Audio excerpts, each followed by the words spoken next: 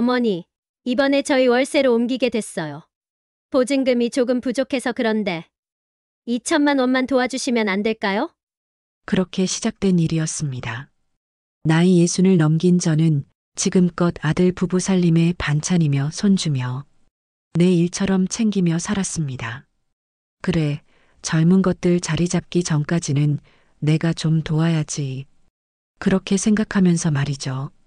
그런데요, 제가 생각했던 그 가족이라는 이름, 그게 저 혼자만의 착각이었다는 걸 뺨 한 대 맞고서야 알게 됐습니다. 월세 보증금 조금 보태줬던 그 집. 어느 날 갑자기 우리 집이잖아요. 라는 말이 튀어나왔습니다.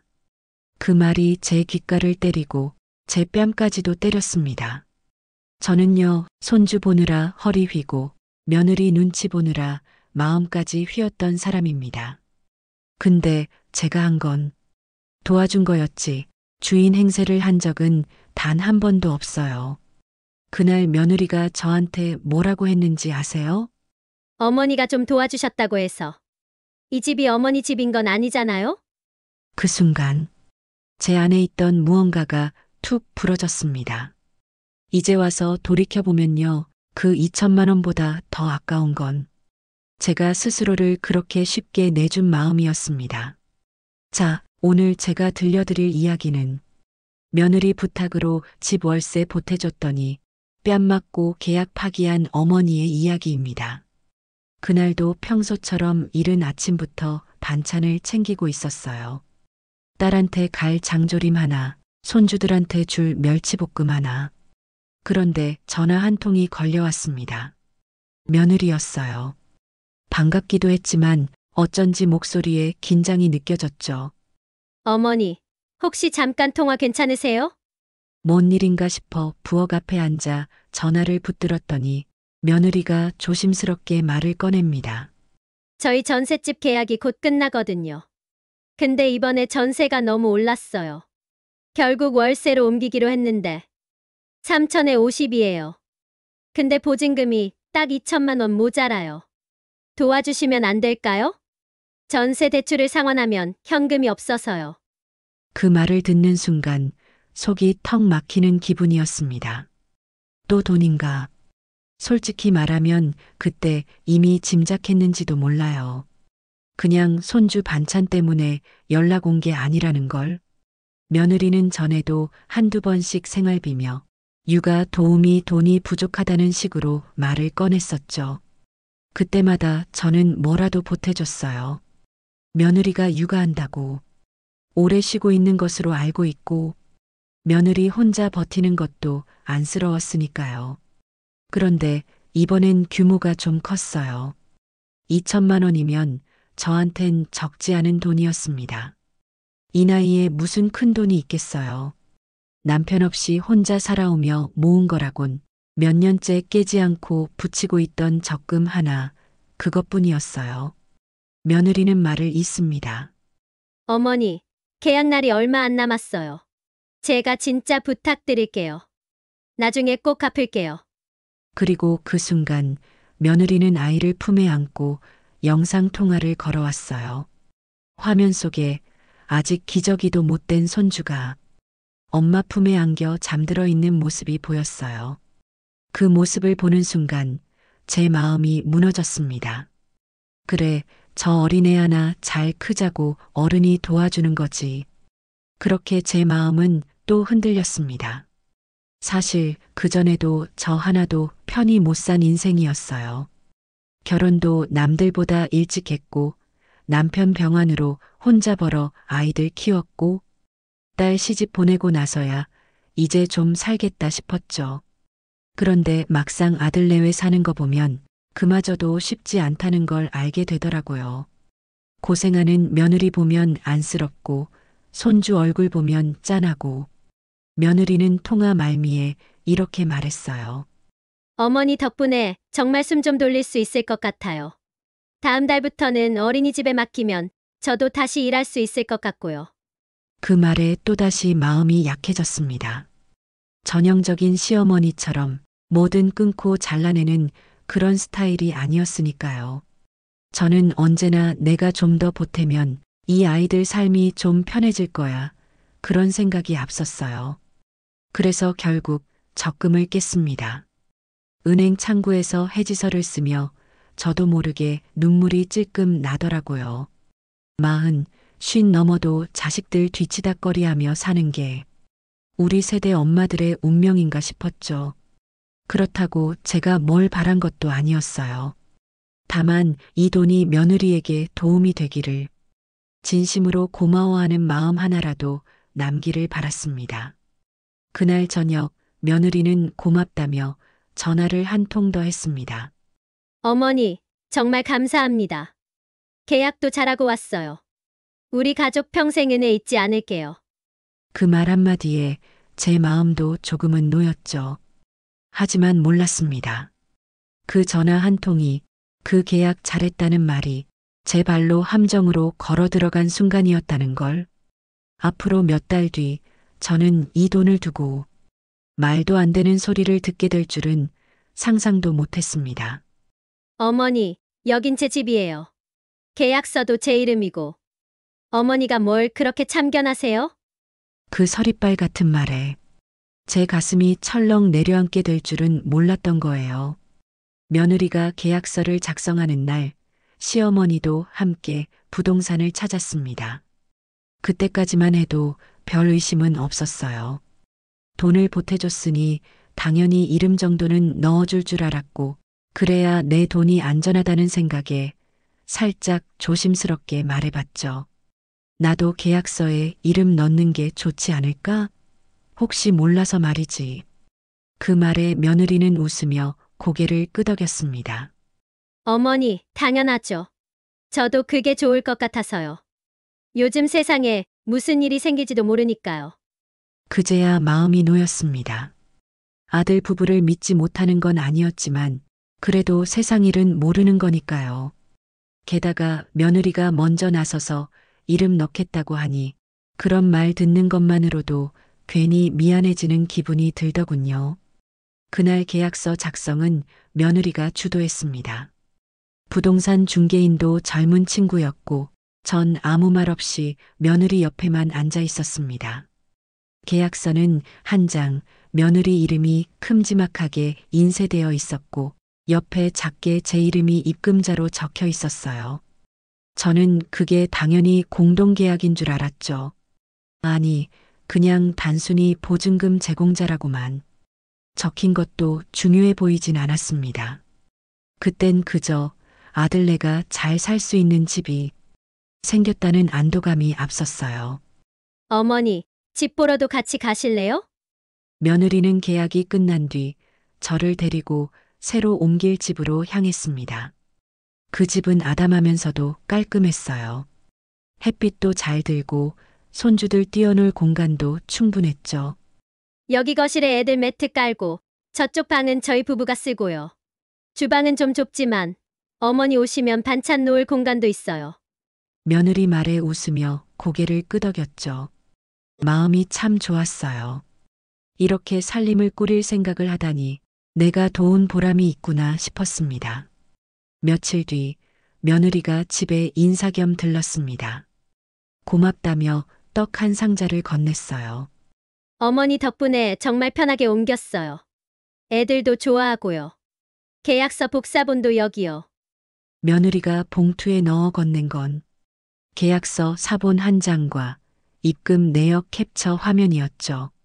그때도 전 자세히 들여다보지 않았습니다. 그냥 있다는 것만 확인한 정도였어요. 그만큼 신뢰하고 있었고 이 아이들이 잘 되길 바라는 마음이 더 컸으니까요. 그런데 이상한 조짐은 그로부터 한 달쯤 지나면서부터 조금씩 보이기 시작했습니다. 반찬을 만들어 갖다 주면 예전엔 감사하다며 수고했다던 며느리가 어느 날은 툭 내뱉듯 말했습니다. 어머니, 이거 요즘 애가 안 먹어요. 김치 말고 딴 걸 좀 해주시면 안 될까요? 또 한 번은 제가 들고 간 생선조림 냄비를 부엌 구석에 툭 놓더니 아, 냉장고 자리가 없는데. 라고 중얼이는 거예요. 그때부터 뭔가 불편한 기류가 느껴졌습니다. 며느라, 무슨 일 있니? 뭔가 불편한 거면 말해. 그랬더니 며느리가 처음엔 손사래를 치다 말끝에 이렇게 얘기했습니다. 그냥 여기가 저희 집이다 보니 어머니가 너무 자주 오시면 애들도 그렇고 좀 불편하긴 해요. 저희 집이요? 그 말을 듣는 순간 가슴이 서늘해졌습니다. 이 집 내 돈 2천만 원 들어간 집인데 그래도 꾹 눌렀습니다. 젊은 사람들 공간이니 간섭 안 하겠다. 그렇게 스스로를 다독였어요. 하지만 문제는 그 다음이었습니다. 2년 뒤 그 집의 계약이 끝나갈 무렵 저는 며느리에게 조심스럽게 물었습니다. 이제 계약 끝나면 그 집 나갈 거니? 보증금 내가 돌려받아야 하잖아. 그러자 며느리는 전혀 다른 얼굴로 말했습니다. 어머니 무슨 말씀이세요? 여긴 저희 집이에요. 계약자도 저고 보증금도 받은 적 없는데요? 그 말에 정신이 멍해졌습니다. 아니, 그때 내가 2천만 원 보내줬잖니. 계약서에 내 이름도 넣는다고 했고, 그러자 며느리는 계약서를 꺼내 펼쳤습니다. 그 안에 적힌 제 이름은 보증금 입금자로만 명시되어 있었고, 계약 당사자와 세입자란엔 모두 며느리 이름만 적혀 있었죠. 어머니가 도와주신 건 감사한데요. 이건 그냥 저희 집이에요. 그때도 말했잖아요. 혹시 몰라서 이름 넣는다고. 근데 법적으로는 제가 계약자인걸요? 그제야 알았습니다. 처음부터 계약서에 제 이름은 명목상으로만 들어가 있었던 것. 혹시 모르니까요라는 며느리의 말은 그냥 안심용이었을 뿐 법적으로는 아무 권리도 없었던 거예요. 아무리 따져 물어도 며느리는 계약서를 펼치며 한마디만 반복했습니다. 이건 저희 집이에요. 어머니가 도와주신 건 알지만 돌려드릴 돈은 없어요. 그때 느꼈습니다. 그날 계약서에 제 이름을 넣는다고 했던 며느리의 그 한마디가 얼마나 위험한 함정이었는지를, 며느리의 그 뻔뻔한 말투가 며칠이 지나도 머릿속을 떠나지 않았습니다. 이건 저희 집이에요. 그 단호한 표정, 마치 처음부터 아무 약속도 없었다는 듯 선을 긋는 말투에 가슴이 답답해졌습니다. 내가 그렇게 해줬는데 2천만 원이 아까워서라기보다 내 돈으로 들어간 그 집에서 남 취급을 받았다는 게 더 서러웠습니다. 며느리는 이후로도 전화 한 통 없이 조용했습니다. 그날 이후 반찬도 받지 않았고 손주를 맡긴다는 연락도 없었어요. 그렇게 일주일이 지났을까 갑자기 부동산에서 전화가 걸려왔습니다. 안녕하세요.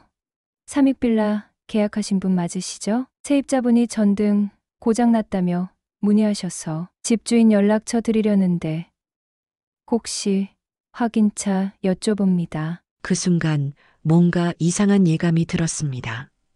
그래서 얼떨결에 집주인에게 직접 전화를 걸게 됐습니다. 저 삼익빌라 세입자 관련해서요. 보증금 일부를 제가 내서 상황 좀 여쭤보려고요.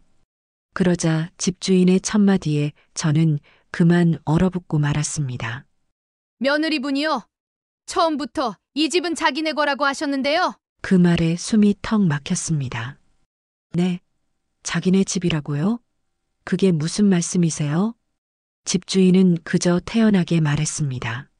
처음 계약할 때 그러시더라고요. 보증금은 친정 어른이랑 합쳐서 마련했고 앞으로 이 집에서 쭉 살 거니까 혹시라도 누가 전화를 하면 자기한테만 연락 달라고요. 아예 시댁 식구랑은 연락하지 말라고도 하셨고요. 숨이 멎는 줄 알았습니다. 내가 2천만 원을 보내줬는데 그걸 친정에서 받은 돈이랑 합쳤다고? 연락하지 말라고? 무슨 상황인지 이해가 가지 않았습니다. 저는 조심스레 되물었습니다. 혹시 계약서에 제 이름이 들어갔는지 확인해 주실 수 있나요? 집주인은 계약서 사본을 보내주겠다며 친절하게 캡처를 보내주었고 그 안엔 제 이름은 구석에 보증금 일부 입금자로만 적혀 있었습니다. 계약 당사자는 철저하게 며느리 한 명뿐이었습니다. 그제야 모든 퍼즐이 맞춰졌습니다. 며느리는 처음부터 이 집은 자기네 것이라고 주장했었고 집주인에게도 중개인에게도 그리고 심지어 남편인 제 아들마저도 그렇게 말해왔던 겁니다. 그 사실을 알고 나니 이전에 스쳐 지나갔던 수많은 장면들이 다시 떠올랐습니다. 어머니, 여기 좀 정리하지 말아주세요. 저희 집이에요. 어머니도 손님처럼 오시면 저희도 편하고요. 보증금은요? 그거 어머니가 준 거긴 한데 저희가 갚을 거니까 걱정 마세요. 그 말들 그때는 그저 예의라고 생각했던 말들. 알고 보니 다 계산된 언행이었던 겁니다. 참았던 화가 치밀어 오릅니다. 그래도 아들 생각해서 손주 생각해서 몇 번을 참았던 시어머니였습니다. 그런데 지금은 집주인에게조차 시댁은 관여하지 말라고 선을 그어놓은 며느리 앞에서 자신이 얼마나 우습고 불쌍한 존재였는지를 뼈저리게 깨닫게 된 거죠. 그런데요. 집주인이 마지막에 덧붙인 말이 결정타였습니다. 며느리분이 이사 오면서 그랬어요. 이번엔 우리 이름으로 된 집이라서 시댁 눈치 안 보고 살 수 있어서 너무 좋다고요. 그 말에 손이 부들부들 떨렸습니다. 내가 누구보다 아들네의 시작을 돕기 위해 노후 자금까지 털어준 그 보증금. 그 돈이 도리어 시댁 눈치 안 보겠다는 선언이 되어 돌아온 겁니다.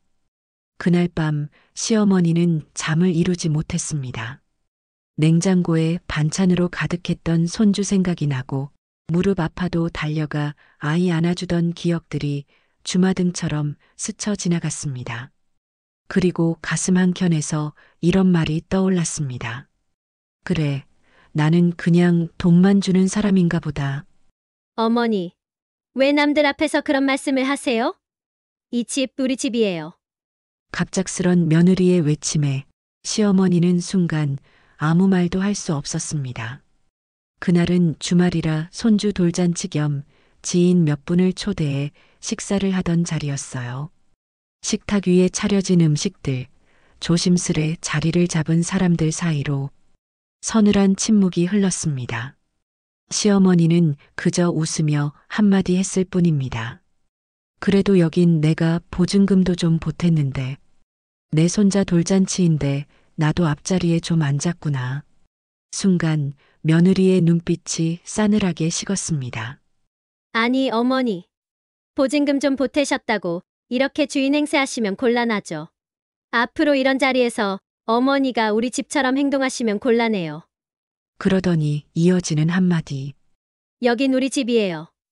어머니는 손님으로 오신 거잖아요? 그 말에 시어머니는 눈을 껌뻑이며 아무 말도 못했습니다. 손님이라는 단어가 심장을 정통으로 찔렀습니다. 그간 반찬 싸들고 손주 돌봐주고 병원 데리고 다닌 날들이 그 말 한마디에 한순간에 무너졌습니다. 그런데 그건 시작에 불과했습니다. 식사 후 손님들이 다 돌아간 뒤 시어머니는 며느리에게 조용히 다가가 말했습니다. 얘야, 아무리 그래도 내가 도와준 돈이 얼만데 그 자리에서 그런 식으로 몰아붙이는 건 아니지 않니?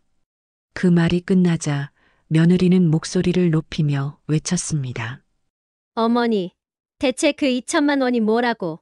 그걸로 얼마나 더 얹혀 살 생각이세요? 우리 부부가 매달 월세 내고 관리비 내고 생활비도 버느라 죽을 맛인데. 보증금 좀 도와줬다고 그렇게 기세등등하세요? 시어머니는 할 말을 잃었습니다. 며느리는 계속해서 말을 이어갔습니다. 아버님 살아계실 때 어머니가 얼마나 모으신 돈인데요? 그 2천만 원 없어도 사시는데 지장도 없잖아요? 그걸로 자꾸 주인인 척하지 마세요. 여긴 저희가 계약한 집이에요.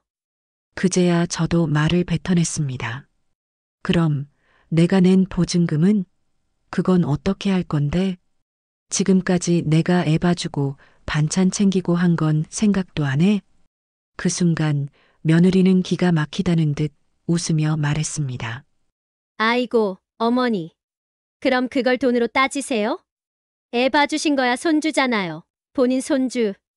반찬이야 해주시고 싶어서 해주신 거 아닌가요? 그리고 결정적인 순간 며느리의 손이 올라가 시어머니의 뺨을 내리쳤습니다. 짝! 귀에서 땡 하는 소리가 날 정도였습니다. 그 자리엔 아들까지 있었습니다. 하지만 아들은 말없이 고개만 숙였을 뿐 아무 말도 하지 않았습니다.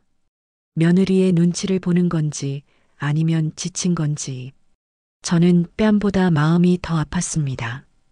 뼈가 부러진 것도 아닌데 눈물이 멈추질 않았습니다. 내가 뭘 그렇게 잘못했니? 저는 힘겹게 중얼이며 뒤돌아섰습니다. 현관문을 나서며 신발을 신는데 문틈으로 들리는 며느리의 말이 다시 심장을 후벼 팝니다. 앞으로 우리 집 일에 간섭하지 마세요. 그 돈 곧 갚을 테니까. 그럼 끝이에요. 시어머니는 문을 열고 밖으로 나왔습니다. 밤 공기가 차갑게 살을 내었고 그날 처음으로 2천만 원보다 더 무서운 게 있다는 걸 깨달았습니다. 내가 내 자식한테조차 남이 됐구나. 지금껏 참고 도와주고 품어왔던 모든 것들이 한순간에 돈 좀 보탠 손님으로 전락해버린 현실. 그날 시어머니는 집에 돌아와 이불을 뒤집어 쓴 채 한참을 소리 죽여 울었습니다. 눈물도 안 나왔어요. 아니, 그 상황에선 울 수도 없더라고요. 너무 얼떨떨했거든요. 정신이 멍해서 이게 뭔가 싶었죠. 그날 며느리 입에서 그 말이 나오기 전까지만 해도 그래도 가족인데 하는 마음이 있었어요. 내가 좀 더 참고 좀 더 보듬고 좀 더 꾹꾹 눌러 살아야지. 그렇게 다짐도 했었고요. 근데요, 그 뺨을 한 대 맞고 나니까 세상이 확 바뀌더라고요. 순간 귀가 멍해지면서 주변 소리도 안 들리고 그냥 내가 너무 한심해지는 거예요. 내가 왜 이렇게까지 해야 했나? 그 자리에 가만히 서서 웃는 건지 우는 건지 모를 표정으로 아들 쳐다봤어요.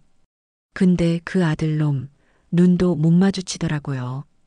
딱히 며느리를 말리는 것도 아니고 오히려 눈을 피하더라니까요. 속에서 뭔가 끓어오르는데 이게 분노인지 자괴감인지 너무 뒤섞여서 그냥 아무 말도 안 하고 조용히 돌아섰어요. 집으로 돌아오는 길에 괜히 며느리가 안고 있던 손주 얼굴이 자꾸 떠올랐어요. 그 해맑은 애한테는 죄가 없는데 그게 또 가슴을 찢더라고요. 그래, 이게 내 노후를 위한 선택이었어야 했는데 스스로한테 자꾸 그렇게 말했어요. 지금까지 내가 살아온 게 잘못된 건 아니지만 앞으로는 달라져야겠다고. 현관문 열고 들어오자마자 소파에 털썩 앉았어요. 방 안엔 내가 직접 담가준 장조림, 며느리 좋아하는 두부조림이 그대로 남아 있었어요. 그걸 보는데 또 가슴이 먹먹해졌죠. 내가 얘네한테 이 정도밖에 안 되는 존재였구나. 그날 밤엔 잠이 오지 않더라고요. 머릿속에 자꾸 그 소리만 맴돌았어요. 이 집 우리 집이에요. 어머니가 좀 보태셨다고 주인 행세하시면 안 되죠. 그 말을 들은 순간 내가 보태준 돈이 아니라 내 존재 자체가 부정당한 기분이었어요. 아침이 되자마자 바로 결심했어요. 이 집 나야겠다고. 계약이고 뭐고 다 소용없다고. 내가 이렇게까지 무시당하면서 붙잡을 이유가 뭐냐고. 휴대폰을 꺼내 집주인에게 전화를 걸었어요. 저기 그 집 계약 파기하고 싶어요. 그 보증금 다시 돌려받을 수 있을까요? 목소리가 떨렸어요. 그 사람도 놀랐는지 잠시 말을 잇지 못하더라고요.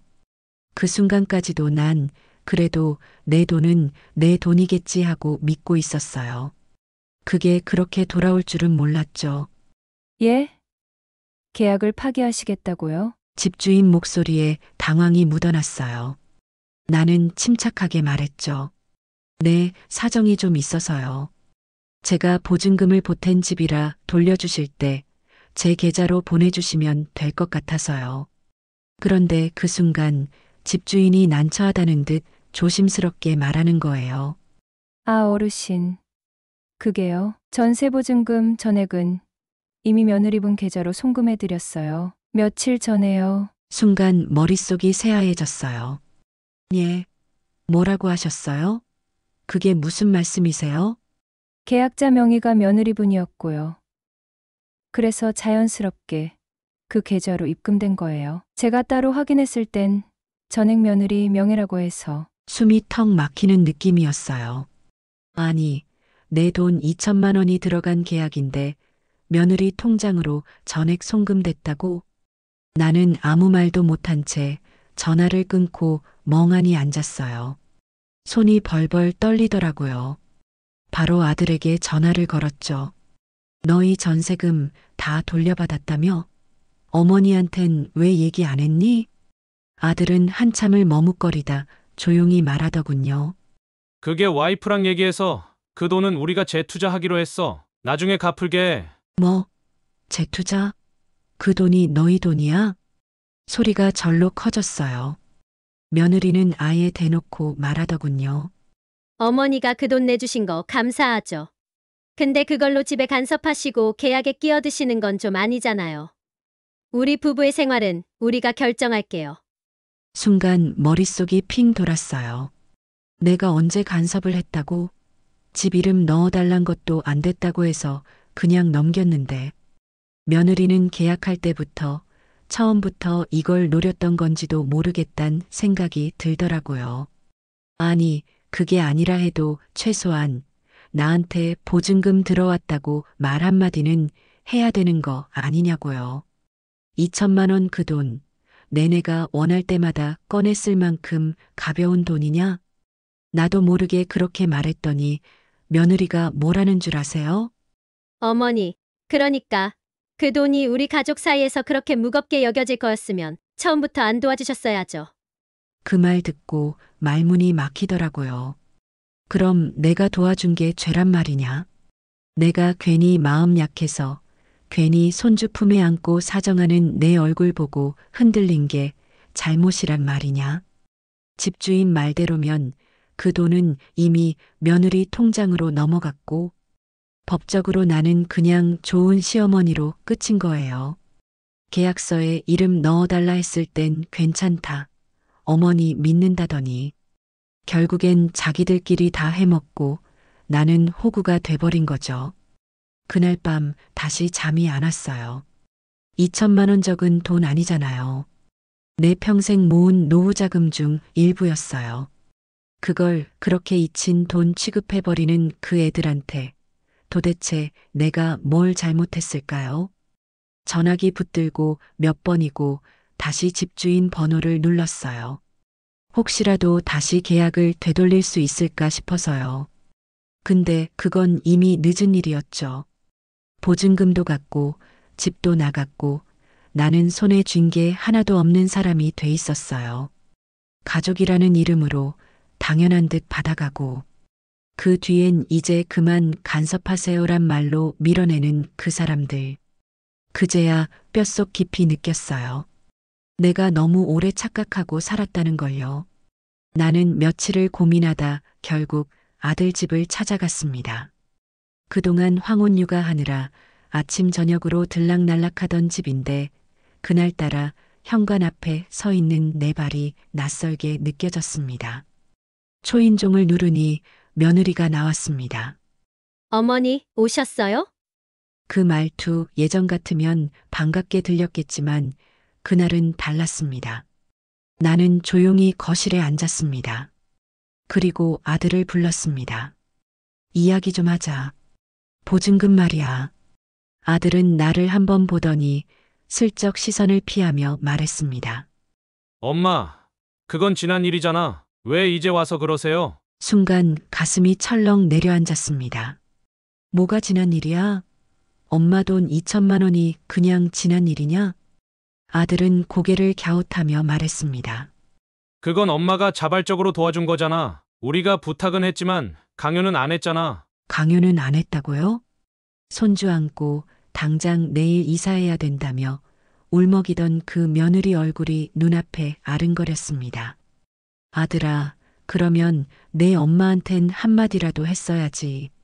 전세금 돌려받았다고 내 돈도 들어있었으니까. 아들은 그제야 짜증을 내듯 말했습니다. 엄마, 그 돈으로 지금 애 유치원 끊기지 않게 이어간 거잖아. 나중에 보태드릴게요. 너무 심각하게 받아들이지 마세요. 그때 옆에서 며느리가 툭 내뱉더군요. 그래도 어머니 덕에 우리 애는 유치원 안 끊기고 다녔네요. 감사해요. 그 말투 도무지 감사라고 느껴지지 않았습니다. 혀로는 감사하다고 하면서 눈빛은 그걸 왜 지금 와서 따지냐고 말하고 있었습니다. 나는 깊게 숨을 들이쉬었습니다. 그래. 그럼 내가 그 돈 언제 받게 될까? 며느리는 팔짱을 낀 채 웃으며 말했죠. 저희도 요즘 빠듯하잖아요. 애 키우고 교육비에 생활비에 2천만 원이 어디서 나겠어요? 나중에 좀 더 기다려 주세요. 기다리라고요? 기다리다 목돈 모은 게 이 나이예요. 그걸 가족이라는 이름 하나로 아무런 약속도 없이 그냥 보내줬더니 지금은 잊힌 돈 취급입니까?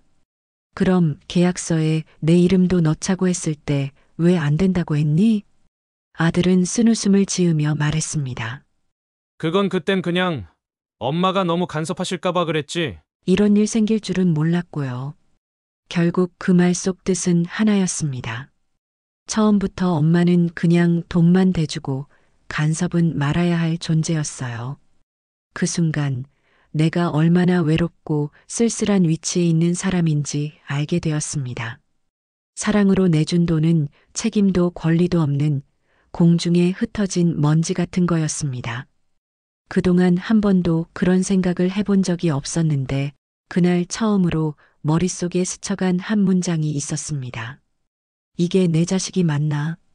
아들의 얼굴을 다시 쳐다보니 어릴 적 내 품에 안겨 엄마 부르던 그 아이의 모습은 온데간데 없고 눈앞엔 나이 먹은 어른 하나가 자신이 책임져야 할 부모를 밀어내기 바쁜 모습만 남아 있었습니다.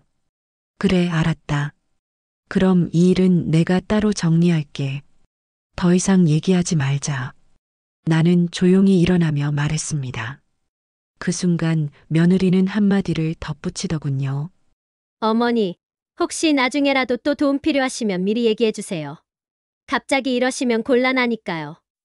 그 말에 입을 꾹 다물었습니다. 이젠 다시는 두 번 다시 그들에게 어떤 부탁도 기대도 하지 말아야겠다고 다짐하면서요. 그날 집에서 돌아온 뒤 나는 한참을 멍하니 앉아 있었습니다. 몸은 집에 있었지만 마음은 아직도 그 며느리의 말투와 아들의 표정에서 빠져나오지 못하고 있었습니다. 보태줬으니 간섭하지 말라는 그 뉘앙스. 그게 내 자식 입에서 나올 줄은 몰랐습니다. 그 밤 나는 오래된 수첩을 꺼냈습니다. 손주 돌잔치며 반찬해준 날들, 병원 같이 갔던 날들. 다 기록해둔 내 손글씨들이 줄줄이 눈에 들어왔습니다. 어느새 눈가에 맺힌 눈물 한 방울이 종이 위에 떨어지더군요. 하지만 울 시간은 길지 않았습니다. 여기서 더 당하면 내가 바보지. 나는 조용히 아주 차분하게 마음을 굳혔습니다. 더 이상 정없다는 말 듣기 전에 정리를 하기로 한 겁니다. 다음 날 아침 가장 먼저 한 일은 은행에 들러 계좌이체 내역을 뽑는 일이었습니다. 딱 2천만 원. 그날 며느리 계좌로 들어간 금액. 주택계약 보증금 일부라는 메모까지 달아둔 내 꼼꼼함이 그나마 고마웠습니다. 그 다음은 등기부등본을 뽑아봤습니다. 어떤 형태로 계약이 되었는지 확인하고 싶었거든요. 역시나 계약자는 며느리 단독. 나는 그저 돈만 대준 호구였습니다. 이제 마지막 준비였습니다. 나는 변호사 친구에게 조심스럽게 전화를 걸었습니다. 혹시 내용 증명 보내는 거 도와줄 수 있을까? 그 친구는 조용히 말했습니다. 이제라도 정신 차린 거 축하해. 도와줄게. 나는 그날 밤 내용을 정리했습니다. 제목은 간단하게 보증금 반환 및 계약 정산 요청의 건. 본문에는 내가 언제 어떤 계좌로 얼마를 보냈는지 그리고 그 금액이 주택 보증금으로 사용되었음을 분명히 적었습니다.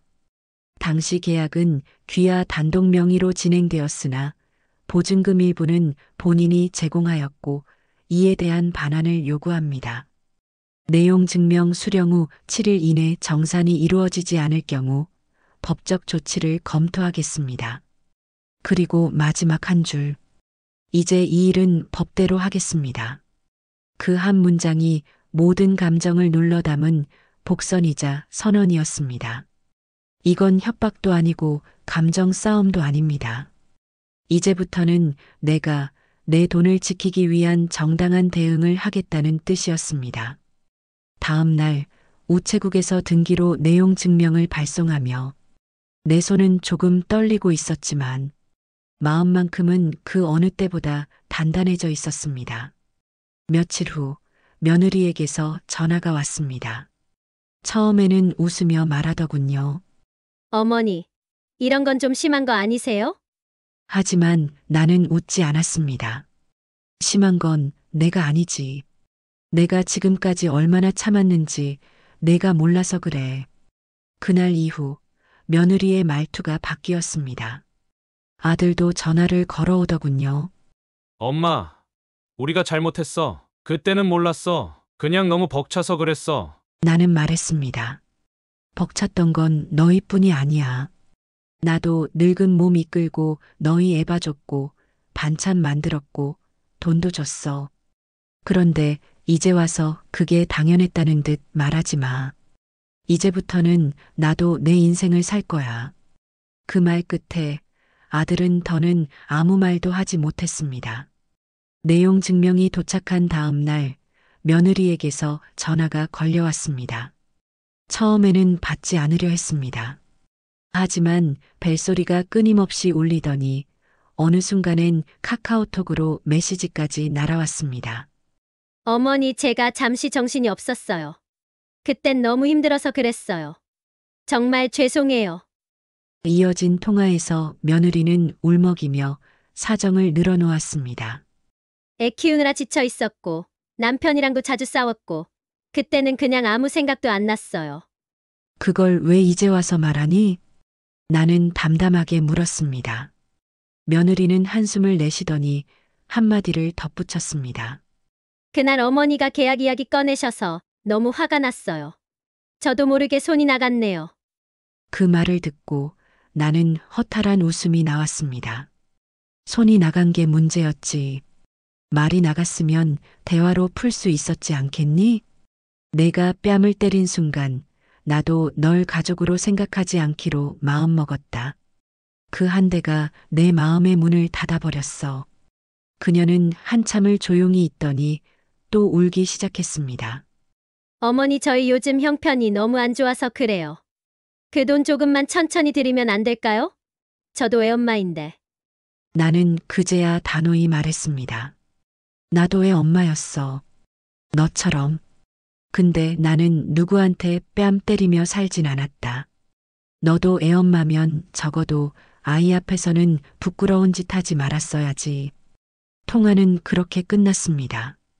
그 순간 나는 내 손으로 내린 결정에 확신을 가지게 되었지요. 며칠 뒤 며느리네 집 앞으로 법원 등기 우편이 도착했습니다. 내용 증명에 응답하지 않은 것에 따른 정식 민사소송 제기 서류였습니다. 금액은 단순한 보증금 반환이었지만 의미는 그 이상이었습니다. 그제야 아들이 전화를 걸어왔습니다. 엄마, 진짜 이렇게까지 해야 돼. 우리 가족이잖아. 나는 한숨을 쉬며 말했습니다. 가족이면 뺨을 때리면 안 되지. 그리고 돈은 내가 갚아. 내 마누라가 받은 돈이니까. 아들은 당황한 기색이 역력했습니다. 엄마, 진짜 너무하네. 나중에 엄마 돌봐줄 사람 없어도 모른다. 그 말에 나는 피식 웃고 말았습니다. 그래, 너 말대로 나중에 돌봐줄 사람 없을지도 모르지. 근데 지금처럼 내 돈 뺏고 뺨 때리는 사람한테는 안 맡기고 싶다. 혼자 죽는 한이 있어도 너네한테는 다시 안 기대. 그 말에 아들은 전화를 끊었습니다. 그리고 한 달 후 법원에서 강제 조정이 이뤄졌습니다. 며느리 측은 변호사도 없이 나왔고 나를 똑바로 쳐다보지도 못했습니다. 그날 나는 모든 서류에 조용히 도장을 찍고 통장에 돈이 입금된 걸 확인하자마자 자리를 떴습니다. 돌아오는 길 나는 편의점에 들러 작은 와인 하나를 샀습니다. 집에 돌아와 조용히 잔에 따르고 혼자 웃으며 말했지요. 그래, 이게 내 인생 첫 승소네. 내 인생 내가 지켰다. 이후로 아들 집에서 연락이 끊겼습니다. 명절에도 생일에도. 하지만 이상하게도 외롭진 않았습니다. 차라리 마음 편했습니다. 오랜 세월 가족을 위해 헌신했지만 돌아온 게 뺨 한 대라면 이제부터는 나를 위해 살아야 했습니다. 그 돈으로 나는 작은 원룸 하나를 전세로 얻었고 근처 문화센터에 등록해 그림 그리는 법도 배우기 시작했습니다. 그리고 하루하루 웃을 일이 조금씩 늘어나기 시작했습니다. 그렇게 나는 그들 없이도 살아가는 법을 배워가고 있었습니다. 계좌로 보증금이 입금되고 민사소송이 마무리된 지 일주일 후 저는 스스로 얻었던 작은 원룸 계약을 취소했습니다. 창문 너머로 주차장만 보이던 그 방, 어쩐지 마음이 더 쓸쓸해졌기 때문입니다. 이 나이에 왜 내가 쫓기듯 살아야 해? 고개를 들어 거울을 봤습니다. 긴 세월 희생만 하며 살아온 여자의 얼굴. 주름이 깊었고 눈가는 늘 피곤해 보였습니다. 하지만 그 얼굴에 더는 미련도 아쉬움도 없었습니다. 이제는 나도 나한테 잘해줘야지. 그렇게 결심한 저는 며느리와 아들이 코웃음 쳤던 고급 실버타운으로 발길을 돌렸습니다. 예전엔 그저 남들 이야기인 줄 알았던 곳. 드라마에서나 나오는 우아한 노년의 삶. 조심스럽게 상담을 받으러 갔고 몇 번의 방문 끝에 자신 명의로 6개월치 계약을 넣었습니다.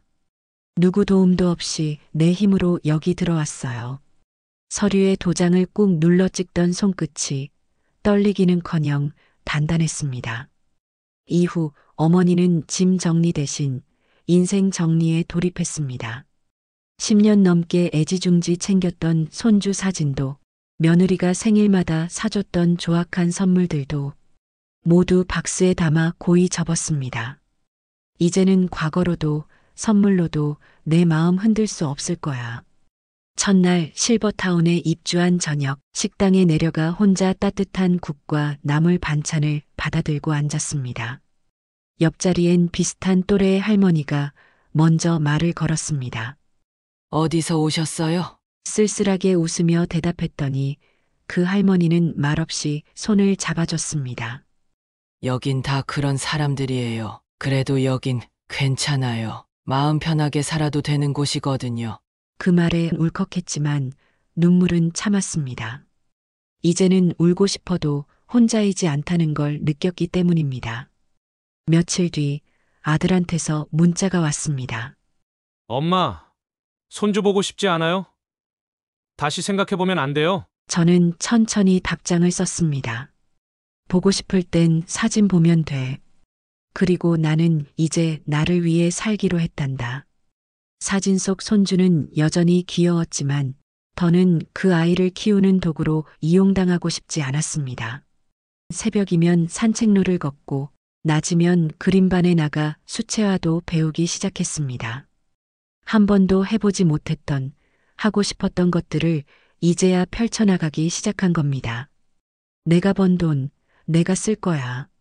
누구 눈치도 보지 않고. 과거의 내 집은 이제 남의 것이 되었지만 지금의 내 삶은 오롯이 내 것이라는 걸 어머니는 알게 되었습니다. 나는 내 돈으로 내 발로 여길 선택했어요. 더는 뺨 맞지 않기 위해, 내 자존심 지키기 위해. 방 창가에는 지금 작은 화분 하나가 놓여 있습니다. 햇살이 비추면 조용히 피어나는 노란 꽃. 그 꽃처럼 황혼도 조용히 그러나 분명하게 피어나고 있습니다. 그날 이후 더 이상 뒤돌아보지 않았습니다. 그 집도, 그 며느리도, 심지어 아들까지도 말입니다. 왜 이제 와서 돌아봐? 난 한참을 참았고 또 기다렸어. 속으로 되뇌며 자꾸만 눈에 밟히는 과거를 하나씩 지워갔습니다. 새로 이사한 실버타운 방엔 TV 하나, 작은 화분 2개, 그리고 자신만의 시간들이 차곡차곡 쌓여갔습니다. 매일 아침 라운지에서 마시는 커피 한 잔, 누가 끓여주는 게 아닌 스스로 고른 메뉴로 차린 저녁 밥상. 그 모든 것이 낯설고도 편안했습니다. 아들이 한두 번 전화를 걸어왔지만 받지 않았습니다. 한참을 망설이다 받은 3번째 전화에서 아들은 울먹이며 말했죠. 엄마, 그때는 진심으로 사과드려요. 제정신이 아니었어요. 하지만 차분히 대답했습니다. 이젠 괜찮다. 그래도 예전으로는 못 돌아간다. 엄마라는 이름으로 다 용서하고 안고 살아야 할 이유는 없으니까. 그 말이 아들에게 어떻게 들렸는지 어머니는 생각하지 않았습니다.